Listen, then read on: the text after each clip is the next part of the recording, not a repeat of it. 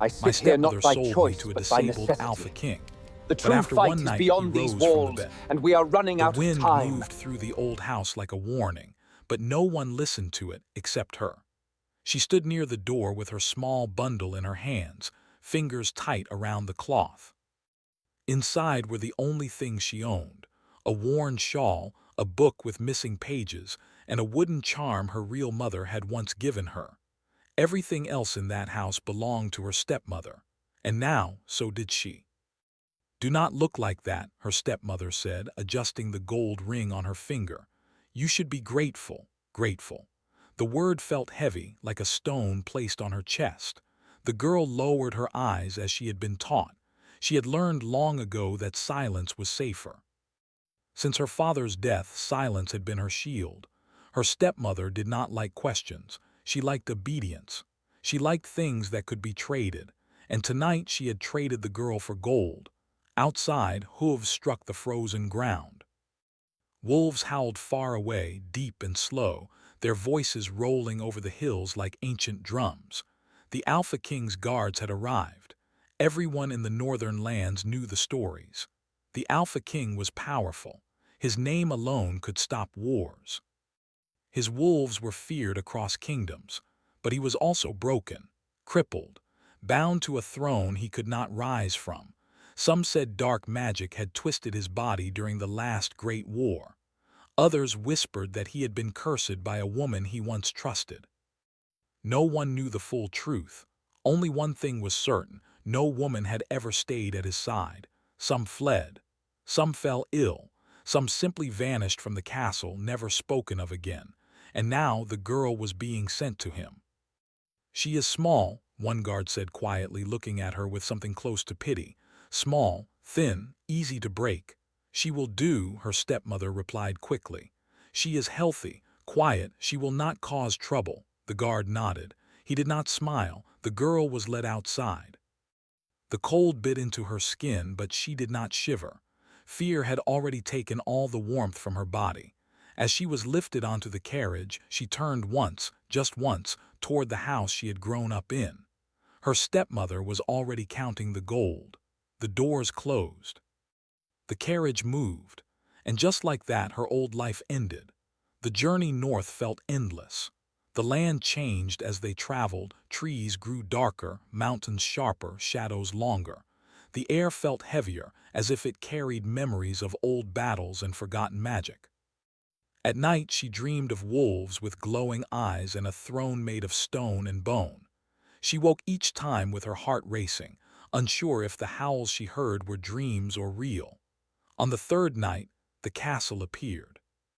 It rose from the mountains like a black crown, its towers cutting into the sky. Torches burned along the walls, their flames steady despite the wind.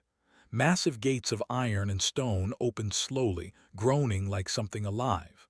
The carriage stopped. "She has arrived," a voice announced. Hands helped her down. The ground beneath her feet felt cold even through her shoes. She lifted her head and looked around.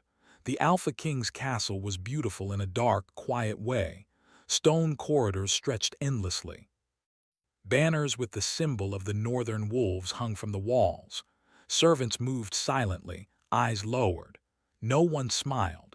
She was taken to a room and bathed, dressed in clean clothes that were too fine for someone like her. Her hair was brushed gently, carefully, as if she were something fragile. Yet no one spoke her name. She wondered if the Alpha King even knew it. As night fell, she was led through long halls toward the king's chamber. Her steps slowed as fear wrapped tighter around her heart. This was it. The door opened. The room was large, lit by firelight. Heavy curtains moved slightly with the wind. The scent of pine and old magic filled the air, and there he was.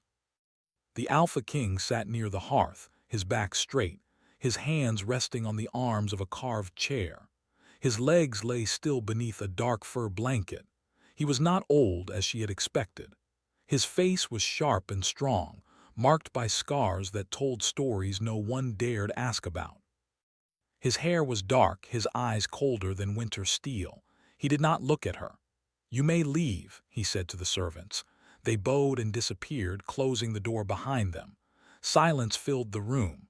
The girl stood frozen, unsure where to go, what to say, or how to breathe. "I was told you would come," the Alpha King said finally. His voice was deep, controlled, and distant. "You were bought, I know." She flinched at the word. "I did not ask for this," he continued. "And neither did you." Slowly she lifted her eyes. For the first time he looked at her. There was no hunger in his gaze, no cruelty, only something darker, weariness, anger, and a pain that ran deeper than his broken body. "I will not touch you," he said. "You are not a prize." Her breath caught. "You will stay," he added. "Because the court demands it, but you owe me nothing." She nodded, unsure what to feel. "Sit," he said, pointing to a chair across from him. She obeyed. The fire crackled between them, casting shadows on the walls. She noticed strange markings carved into the stone floor, symbols that seemed to move when she looked at them too long. A curse. She felt it then, a quiet pressure in the air like something watching. The Alpha King noticed her reaction. "You feel it," he said. "Yes," she whispered before she could stop herself. His eyes narrowed slightly. "Most do not." The room grew still. "Tell me your name," he said. She hesitated, then spoke it softly. The moment her name left her lips, the fire flared. The markings on the floor glowed faintly. The Alpha King stiffened. "What did you do?" he demanded, gripping the arms of his chair. "I did nothing," she said quickly, fear rising in her chest. "I swear." The glow faded. The fire settled. The Alpha King stared at her, something unreadable crossing his face. "Go," he said at last. "You will sleep in the outer chamber tonight." She stood, her legs shaking, and bowed as she had been taught. As she reached the door, his voice stopped her. "Do not try to save me," he said quietly. "Many have tried, all have paid a price." She turned back. "I am not here to save anyone," she replied, surprising even herself. "I am only here because I was sent." For a moment, something like respect flickered in his eyes. The door closed behind her. Alone in the darkness, she pressed a hand to her chest, her heart pounding. She did not know it yet, but the castle had already noticed her, and the curse had awakened. Morning came quietly to the Alpha King's castle. Light slipped through tall windows and touched the stone floors, but it did not warm them. The castle never truly warmed. It remembered too much old pain, old magic, old loss. The girl woke before the bells rang. For a moment she forgot where she was. Then the weight of the night returned, the fire flaring, the symbols glowing, the Alpha King's sharp voice cutting through the silence. She sat up slowly, pressing her feet against the cold floor. Her outer chamber was small but clean. A narrow bed, a wooden table, a single window looking out at the mountains. She wrapped her shawl around her shoulders and stood. From somewhere deep within the castle she felt it again, that pressure in the air. Not heavy, not cruel, just aware. As if something unseen was breathing alongside her. The court watched her closely. She felt their eyes wherever she went, servants, guards, nobles passing through the halls. Some looked curious, others looked afraid, a few looked angry. "She will not last," someone whispered. "They never do. She is too quiet." The girl kept her head down, but she listened. Each day, she was asked to sit near the Alpha King while he worked or received reports. She spoke little unless spoken to. He spoke only when needed, yet something had changed. The pain that usually tightened his jaw did not come as often when she was near. His hands trembled less. The room felt calmer, steadier. He noticed. He noticed everything. "You are different," he said on the third day, his voice sharp but not unkind. She paused, unsure how to answer. "I do not mean to be." He watched her carefully as if weighing a hidden truth. "The curse reacts to you." Her heart skipped. "I do not understand curses." "No one ever does," he replied, "until they destroy something." That night she could not sleep. She dreamed of a woman wearing a crown of thorns, standing behind the Alpha King's throne. Her eyes were full of sorrow and anger. When the woman spoke, her voice echoed like broken glass. "Love given in chains becomes a weapon." The girl woke with tears on her face. Days turned into weeks. The Alpha King never asked her to leave. She learned his habits, the way he closed his eyes when pain struck, the way his voice softened when speaking of his people, the way he never allowed servants to kneel too close to him. Once, she dared to ask, "Why do you keep everyone at a distance?" He looked away.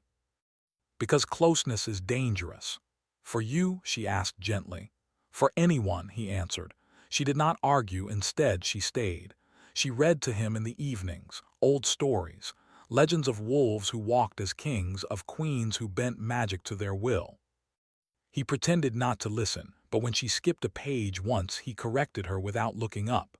Sometimes, when the fire burned low, she felt the curse stir again. The symbols beneath the throne glowed faintly, like sleeping embers. One evening, as she reached down to pick up a fallen book, her fingers brushed the stone floor.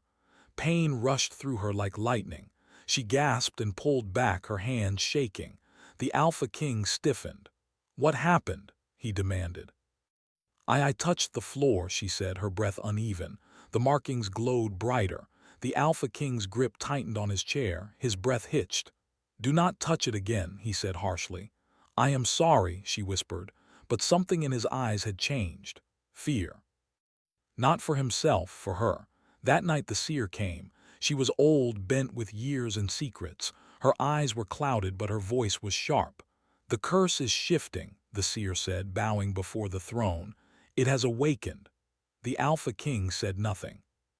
"It recognizes her," the seer continued. "That has never happened." Silence stretched. "Why?" the Alpha King asked. The seer turned her head slightly toward the girl. "Because she does not want power, and the curse was born from someone who wanted it too much." The words hung in the air. "Be careful, my king," the seer warned. "The curse always demands balance." After she left, the Alpha King ordered the chamber cleared. Only the two of them remained. "You should leave this place," he said suddenly. Her heart dropped. "Did I do something wrong?" "No," he said sharply. Then softer, "That is the problem." He looked at her fully, then really looked at her. "You were sold," he said, "used, and still you remain kind, still you do not ask for anything." She swallowed. "I have never been given anything to ask for." Something dark passed over his face. "This curse was created by love turned bitter," he said, "by a queen who believed loyalty could be forced." "I am not her," the girl said quietly. "I know," he replied. "And that is why you are in danger."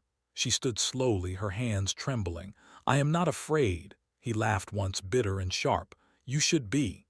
The storm came without warning. Thunder shook the castle, wind howled through the halls.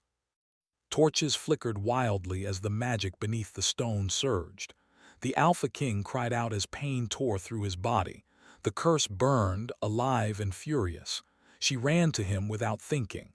"Do not come closer," he shouted. She ignored him. As she reached him, the symbols blazed like fire. The pain struck her this time, sharp, deep, and overwhelming. She fell to her knees but did not pull away.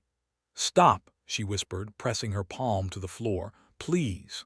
The storm outside fell silent. The curse hesitated. The Alpha King stared at her in shock as the pain loosened its grip. The symbols dimmed. For the first time in years, he could breathe without agony. "What are you?" he asked hoarsely. She shook her head, tears falling freely. "I do not know." The silence that followed was heavy and full of meaning. Later, alone in her chamber, she looked at her hand. A faint mark glowed beneath her skin, one of the ancient symbols. The curse had touched her, claimed her. Far below the castle, something old and forgotten smiled. The mark on her hand did not fade. Each morning it glowed softly, like a quiet heartbeat beneath her skin. It did not hurt, but it felt alive, aware. The girl hid it beneath her sleeve, unsure what it meant, only knowing that the castle felt different now. So did the Alpha King. He watched her more closely than before, not with suspicion but with concern. When she entered the room, the air settled. When she left, the shadows crept back. The court noticed. Whispers followed her through the halls.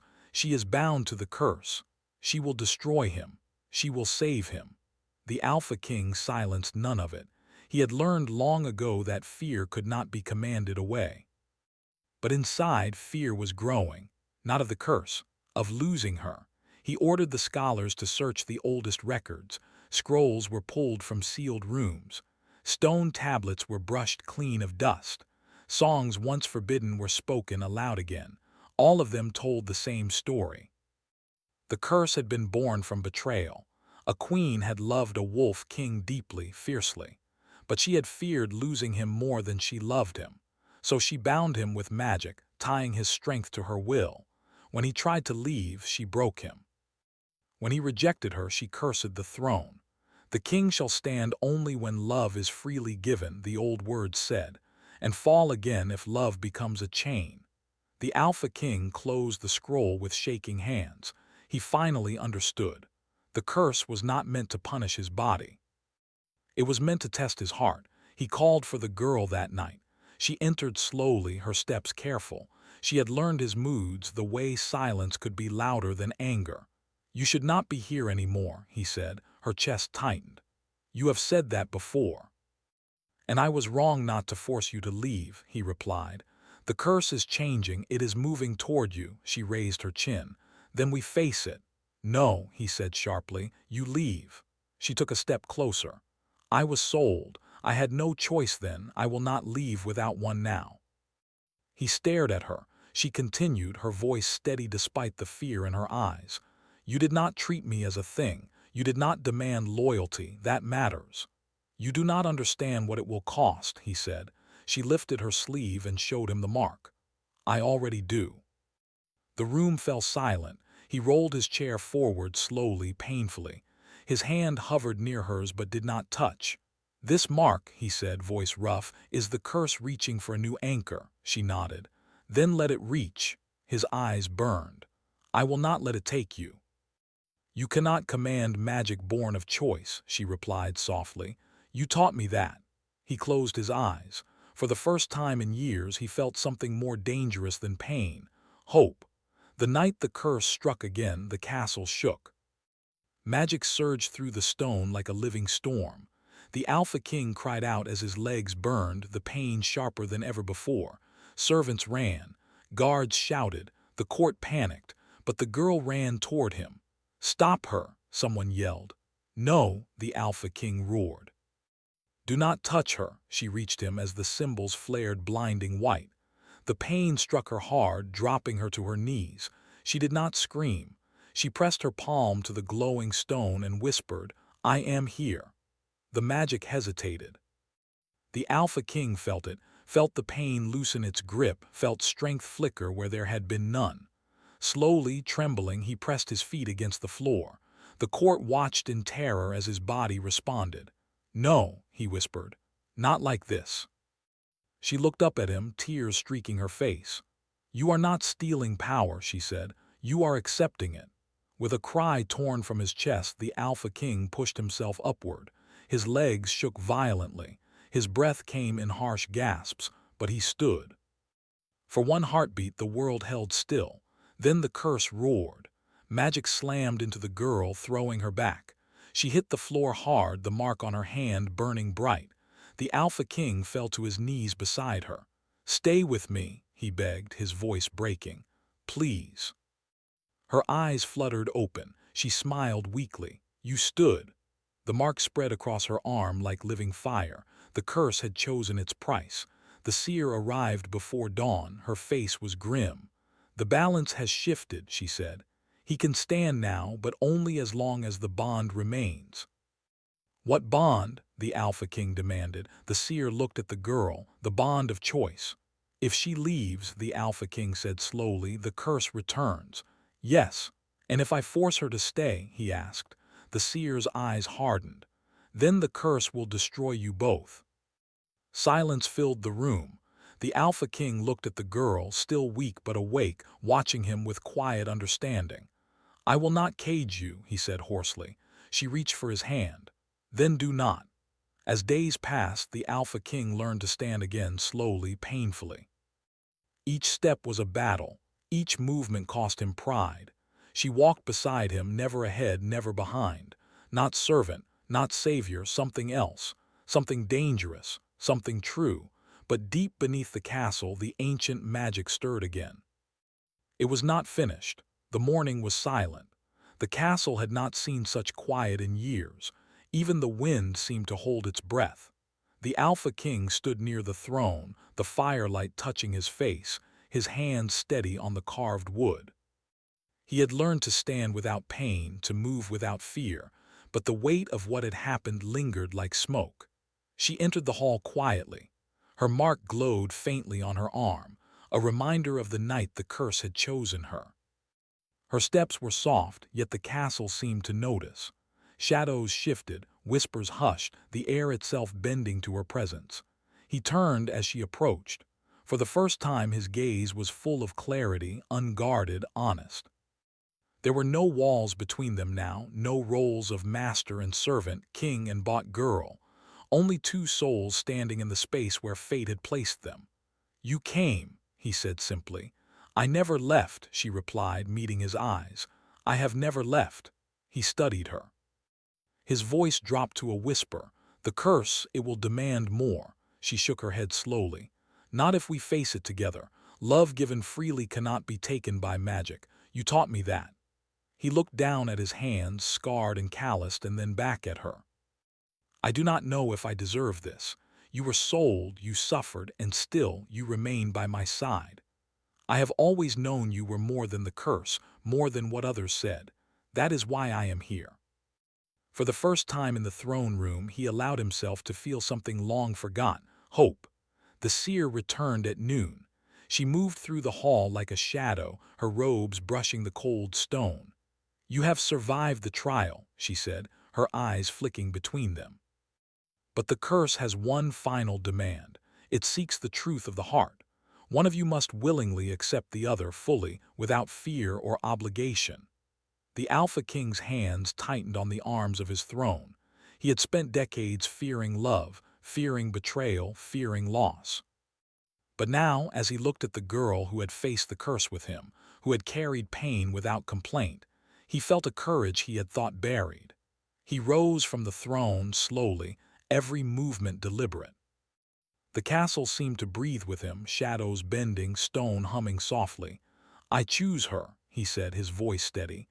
"Not because of duty, not because the curse demands it, because I want her by my side." The girl's heart skipped. She stepped forward, unafraid. "And I choose you," she whispered, "because I have never wanted anything else." The seer nodded. "Then speak it aloud, speak the words that bind hearts without chains." They looked at each other, hands brushing. The air shimmered. The curse watched, tense and waiting. "I am yours," he said, "not as a king demands, not as a curse demands, but because I want you." "I am yours," she replied, "not as property, not as payment, but because I love you." The words echoed through the hall. The stone beneath the throne pulsed once, twice, and then stilled. The curse, ancient and heavy, sighed like a wind leaving the mountains. It had tested them, broken them, but it could not command hearts bound by choice. The castle felt lighter after that. The Alpha King walked without pain. He trained with his guards, spoke with his council, moved through the halls with a grace that had been absent for decades. He was no longer bound, yet he did not abandon caution. He had learned the cost of power, the weight of trust. She walked beside him, neither servant nor subject. She helped him read reports, tended the library, explored the gardens, and even walked the wolves at the northern cliffs. They laughed quietly together, a sound strange and new in the castle, and the air seemed to hum with approval. The mark on her arm faded slowly, leaving only a faint trace, a reminder of the night they had conquered the curse together. Even the court changed. Whispers turned into respect, fear into admiration.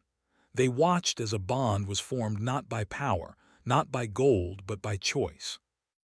One evening, as the sun sank behind the jagged mountains, painting the sky with fire and shadow, the Alpha King and the girl stood on the highest balcony. The wind whipped around them, cold and sharp. Wolves howled in the distance.